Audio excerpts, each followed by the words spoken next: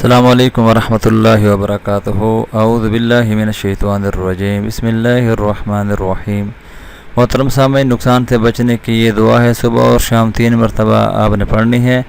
بسم اللہ الذی لا یضر مع اسمہ شیء فی الارض ولا فی السماء وہو السمیع العلیم۔ ترمذی شریف کے اندر حضرت عثمان بن عفان سے مروی یہ دعا ہے، 3388 نمبر حدیث کے اندر۔